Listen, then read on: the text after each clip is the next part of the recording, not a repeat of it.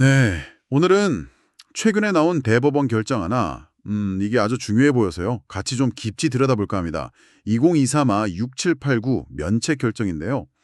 파산 절차에서 채무자가 설명을 좀 부족하게 했다는 이유로 면책을 못 받았는데 대법원이 이걸 뒤집었어요. 네, 맞습니다. 상당히 주목할 만한 결정이었죠.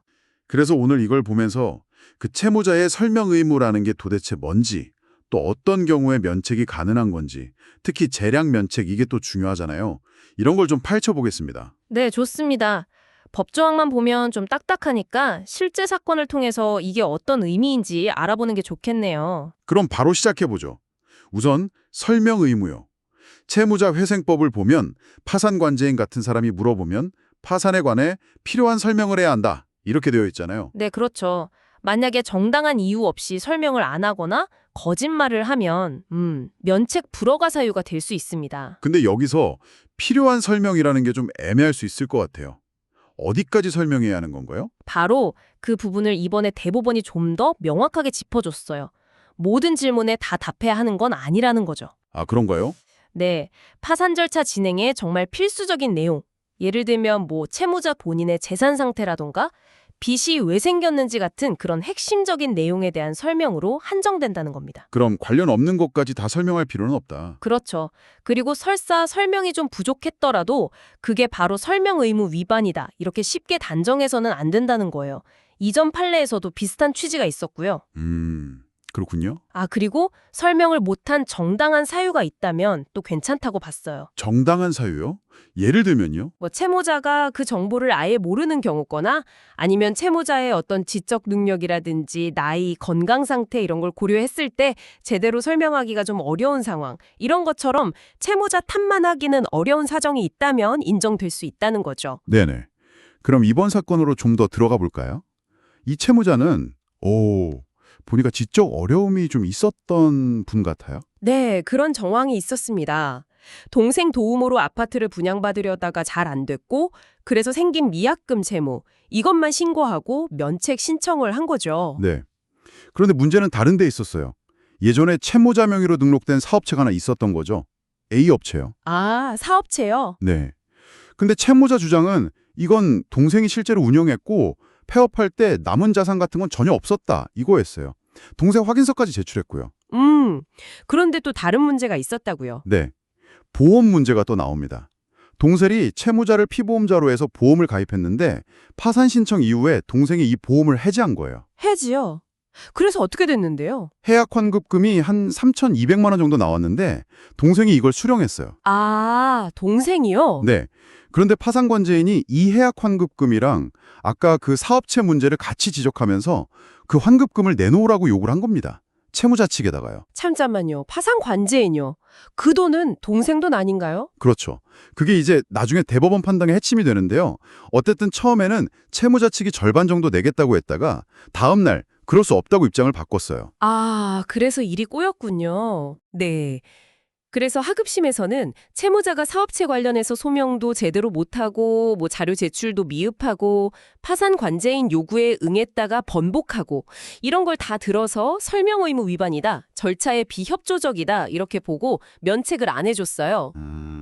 심지어 파산관제인이 채무자의 지적장애를 언급하면서 법을 악용할 우려가 있다는 의견까지 냈다고 하던데요. 이건 좀 네, 그런 의견서가 제출됐었습니다. 그런데 대법원에서 이 판단을 파기한 거죠. 이게 정말 중요한 지점입니다. 그렇죠. 정말 반전이네요. 대법원은 왜 다르게 본 건가요? 대법원 판단은 크게 세 가지로 볼 수 있습니다. 첫째, 그 A 업체 있잖아요. 그건 정황상 동생이 실질적으로 운영한 걸로 보인다는 거예요. 네. 그렇다면 그 사업체의 세부 내역까지 채무자 본인의 파산 절차의 필수적인 내용이라고 보기는 어렵다는 거죠. 채무자 본인과는 직접적인 관련성에 떨어진다. 그렇죠. 둘째는 채무자의 상황을 고려해야 한다는 점입니다. 이 채무자가 지적 능력에 어려움이 있어 보였고 또 사업체 폐업 시에 남은 재산이 없다고 계속 일관되게 설명을 해왔거든요. 네네. 물론 일부 자료 제출이 부족했을 수는 있지만 그렇다고 해서 이걸 무조건 비협조적이거나 정당한 사유 없이 설명 거부라고 몰아붙이기는 어렵다고 본 겁니다. 의사소통 자체가 좀 원활하지 않았을 수도 있다는 점도 고려했고요. 합리적인 판단이네요. 그리고 셋째, 이게 정말 중요한데요. 아까 그 보험 해약 환급금 네. 그건 계약자가 동생이잖아요. 네, 그렇죠. 그러니까 그 돈은 동생 돈이지 채무자의 재산, 즉 파산 재단에 속한다고 볼 수 없다는 겁니다. 아, 당연한 거 아닌가요? 채무자에게 뭔가 요구한 것 자체가 부적절했고 채무자가 처음에 내겠다고 했다가 번복한 걸 가지고 불리하게 판단해서는 더더욱 안 된다. 이렇게 명확하게 선을 그은 겁니다. 와, 파산 관제인이라도 채무자 본인 재산이 아닌 걸 가지고 그렇게 요구하면 안 된다는 걸 확실히 했네요. 네, 아주 중요한 지적이죠. 파산관제인의 역할 범위에 대해서도 시사하는 바가 큽니다. 그러면요, 설령 설명 의무 위반이 아주 약간이라도 인정될 소지가 있었다고 해도 면책이 가능할 수도 있다는 건가요? 이게 바로 재량 면책하고 연결되는 거겠군요. 정작합니다. 채무자회생법에 보면 면책 불허가 사유가 있더라도 법원이 여러 사정을 고려해서 이 정도는 면책해주는 게 맞겠다, 상당하다고 인정하면 면책을 허가할 수 있도록 되어 있어요. 아하. 이게 바로 재량면책 제도입니다.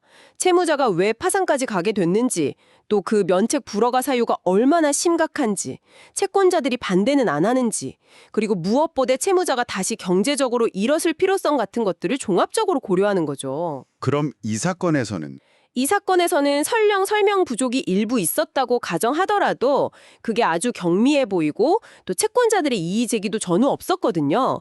그러니까 재량 면책을 해줄 충분한 이유가 있다고 본 겁니다. 결국 제도의 원래 취지, 그러니까 채무자에게 다시 기회를 주자는 그 취지를 살린 거네요. 네, 그렇습니다.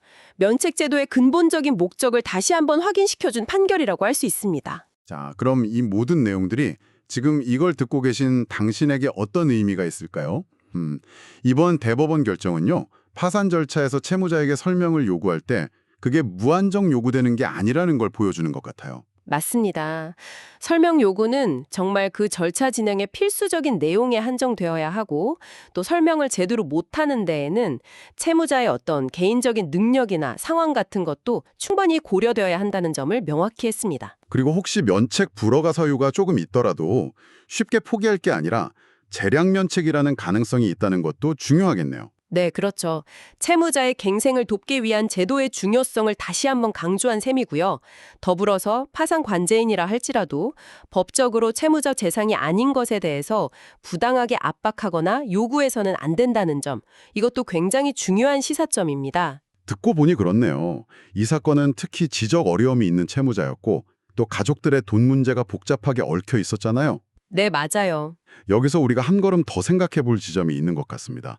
과연 우리 파산 시스템이 채무자가 가진 이런 여러 가지 취약성이라든가 아니면 이렇게 복잡하게 얽힌 가족관계 같은 문제들을 그 설명 의무를 판단할 때 얼마나 좀 섬세하게 또 효과적으로 고려하고 있을까 하는 질문이요. 한 번쯤 곱씹어 볼 만한 문제인 것 같습니다.